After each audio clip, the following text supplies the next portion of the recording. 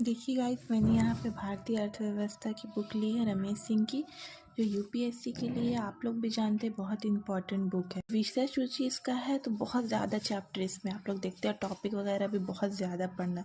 तो मैंने कुछ कुछ देख कर कि जितना भी क्वेश्चन बैंक में जो क्वेश्चन बैंक में आ रहा है 10 साल के क्वेश्चन बैंक से मैंने डील किया, जो भी इंपॉर्टेंट टॉपिक है वो सब आते हैं।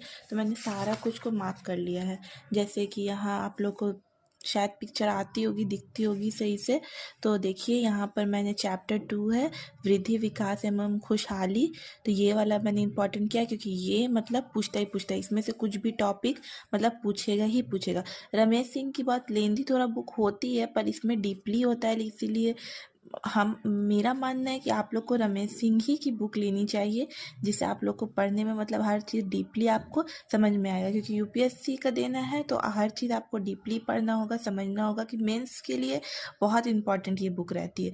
तो फिर हम देखते हैं कि दूसरा चैप्टर हम लोग देखते हैं। यहाँ पे तो हमको कोई भी इंपॉर्टेंट नहीं लगा, मैंने जो भी क्वेश्चन बैंक्स देखा तो देखें यहाँ पे आर्थिक सुधार है, चैप्टर 6 में है। तो ये वाला भी बहुत इम्पॉर्टेंट है, इसमें मैंने मार्क भी किया है हाइलाइटर से। और यहाँ पे ये देखा है इसका जो भी टॉपिक है ये सब भी मतलब उदारीकरण होगा, निजीकरण, वैश्विक, तो ये मतलब वीवीआई आप लोग मान के चलिए वेरी इंपॉर्टेंट टॉपिक ये सब हो गया। भारत का आर्थिक सुधार इस टाइप का तो मतलब पूछता ही पूछता है। तो इधर हम लोग इस साइड आएंगे तो देखेंगे मुद्रास्फीति एवं व्यापार चक्र। तो यहाँ पे मैंने सिर्फ ओनली पेंसिल से मार्क किया है क्योंकि मतलब उतना भी क्वेश्चन नहीं पूछा था, लेकिन मतलब मेरा मानना है कि ये भी आता ही क्वेश्चन है। मुद्रास्फीति तो मतलब हम लोग अगर देखेंगे तो बहुत सारा क्वेश्चन डील करता है, तो आप इसको भी मार्क कर ही लीजिए क्योंकि मेरे हिसाब से मतलब ये भी क्वेश्चन आ सकता है, इसमें भी मतलब इम्पॉर्टेंट हो सकता है। क्योंकि मुद्रास्फीति तो हम लोग जहाँ तक मैंने पहले पहले का क्वेश्चन बैंक से उठाया है तो देखा है कि मतलब उसमें बहुत सारा क्वेश्चन इससे भी टच किया था, तो ये भी मतलब इम्पॉर्टेंट ही है। गाइस यहाँ पर देखिएगा चैप्टर 8 है। तो ये जो चैप्टर 8 में जो कृषि एवं खाद्य प्रबंधन, ये वीवीआई मैंने दिया है क्योंकि इससे बहुत सारा क्वेश्चन पूछता है। तो चैप्टर 8 भी बहुत इम्पोर्टेंट है, इसमें जो भी फसल का नाम दिया हुआ है सब कुछ बहुत इम्पोर्टेंट है। तो नेक्स्ट हम लोग आते हैं यहाँ पर, मैंने तो इस साइड में तो मैंने उद्योग एवं विनिर्माण उतना इम्पोर्टेंट नहीं है, पर अगर आप लोगों के पास टाइम बचे तो इसको भी एक बार पढ़ लीजिएगा। ओके, फिर नेक्स्ट चैप्टर में हम लोग आते हैं। इस साइड में हम लोग आएंगे तो इस साइड हम लोग देखेंगे भारतीय वित्त बाजार, ये भी वीवीआई है, इससे क्वेश्चन पूछते ही पूछते। और सबसे इम्पोर्टेंट ये वाला चैप्टर है भारत में बैंकिंग, ये चैप्टर 12 है। ये इसमें से क्वेश्चन बहुत सारा पूछता है, हर बार ही मतलब बहुत सारा टच करता ही है, खास करके इसमें जो आरबीआई है उससे बहुत सारा क्वेश्चन पूछता है। तो अब नेक्स्ट आएंगे हम लोग भारत में बीमा, ये भी इम्पोर्टेंट है, इससे भी क्वेश्चन आता है, लेकिन मतलब बहुत ज़्यादा भी नहीं और बहुत कम भी नहीं, लेकिन क्वेश्चन आता ही आता है। फिर नेक्स्ट हम लोग यहाँ पर देखेंगे चैप्टर नंबर 14 भारत प्रतिभूति बाजार। तो ये भी इम्पोर्टेंट है, ये भी आपका पढ़ना ज़रूरी है। ऐसा तो देखा जाए तो हम लोग जब देखते हैं तो बहुत ही ज़्यादा मतलब हम लोग को लगता है कि हाँ ये भी पढ़ लेते, ये भी पढ़ लेते, वो भी पढ़ लेते।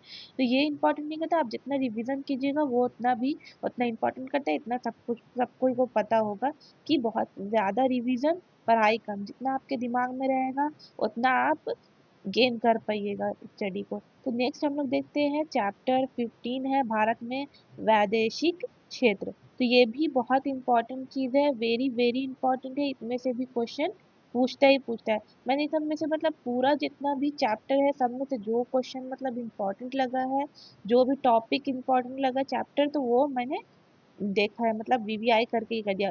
बाद में बाकी चैप्टर को भी हम लोग टच कर लेंगे, लेकिन पहले हम लोग ये सब चैप्टर सोचेंगे कि हम लोग पहले ही सबका नोट्स बना लें, पहले ये सब पढ़ लें कि जो भी मतलब इसमें से जो भी चैप्टर में से इस सब में से इम्पोर्टेंट टॉपिक आएगा तो हम लोग उसको मतलब हम लोग का पढ़ा हुआ होगा। और बाकी बार बार इसको रिवीजन करेंगे, फिर टाइम बचेगा तो जो भी एक्स्ट्रा इसका जो भी चैप्टर मैंने छोड़ दिया है वो सब भी हम लोग पढ़ सकते हैं। फिर नेक्स्ट आते हैं हम लोग यहाँ पर चैप्टर 16 अंतरराष्ट्रीय आर्थिक संगठन एवं भारत, ये भी इम्पोर्टेंट चैप्टर है, इसको भी मैंने वीवीआई किया है, वेरी वेरी इंपॉर्टेंट है। तो इसको भी हम लोग, जैसे मौद्रिक प्रणाली इसमें होता है, तो ये सब इस स्टेप का टॉपिक बहुत इंपॉर्टेंट रखता है। विश्व बाजार संगठन, ये सब टाइप का टॉपिक हम लोग को बहुत मतलब पूछता है, हम लोग देखते हैं एग्जाम में। अगर आप लोग क्वेश्चन बैंक उठाएंगे तो आप लोग को और आसानी होगा समझने में कि यूपीएससी में कौन कौन क्वेश्चन पूछा, और जो बार बार रिपीटेड क्वेश्चन रहता है वो तो फिर से पूछता ही पूछता है उस टॉपिक पे। फिर नेक्स्ट आते हैं चैप्टर 17 भारत में कर संरचना। उसमें भी आप जानते हैं टैक्स वगैरह के बारे में तो पूछता ही है बार बार। कर पात, कराघात, प्रत्यक्ष कर, अप्रत्यक्ष कर, वेरी वेरी इंपॉर्टेंट ये दो टॉपिक है, प्रत्यक्ष कर और अप्रत्यक्ष कर। तो ये दोनों के बारे में तो मतलब घुमा फिरा के, मतलब डायरेक्टली नहीं पूछेगा लेकिन घुमा फिरा के क्वेश्चन देता ही देता है। तो ये भी मतलब इम्पोर्टेंट ही चैप्टर हुआ। नेक्स्ट हम लोग आते हैं, हम जानते हैं कि रमेश सिंह में तो बहुत ज्यादा ही चैप्टर है, लेकिन हम लोग इतना मतलब पढ़ेंगे कि हम लोग को मतलब यूपीएससी देना है, तो उस हिसाब से ही हम लोग पढ़ेंगे कि हम लोग ज़्यादा से ज़्यादा कवर कर पाए। हम लोग टाइम मतलब ज़्यादा ले, लेकिन हम लोग को अच्छे से माइंड में रहना चाहिए कि क्वेश्चन जिस टाइप से भी पूछेगा हम लोग उसको आंसर कर पाएंगे। तो नेक्स्ट आते हैं, इसमें हम लोग देखते हैं चैप्टर 18 में। तो चैप्टर 18 में प्रस्तावना, बजटिंग, ये सब जो भी बजट के आंकड़े ये सब है, भारत में लोकवित्त, ये सब का मतलब ये भी इम्पोर्टेंट ही मैंने दिया है। फिर भारत का लोकवित्त भी मतलब घुमा फिरा के डायरेक्टली नहीं बोला जाएगा, लेकिन घुमा फिरा के क्वेश्चन देता ही देता है इसमें भी। तो एक दो क्वेश्चन इसमें से भी दे देता है, तो ये भी आप लोग कर सकते हैं। जैसे कोविड-19 के बारे में अभी बहुत पॉपुलर चला हुआ है, तो इसके बारे में भी क्वेश्चन पूछ लेगा। फिर नेक्स्ट आते हैं चैप्टर 19 में हम लोग दिया है धारणीयता एवं जलवायु परिवर्तन भारत एवं विश्व दोनों के लिए पढ़ना है आपको, तो ये भी इम्पोर्टेंट है। जैसे सतत विकास तो आप लोग जानते हैं कि बहुत ज़्यादा ही पूछता है, हमेशा सतत विकास से मतलब क्वेश्चन रहता ही रहता है, तो सतत विकास भी आप लोग का इम्पोर्टेंट है इसमें।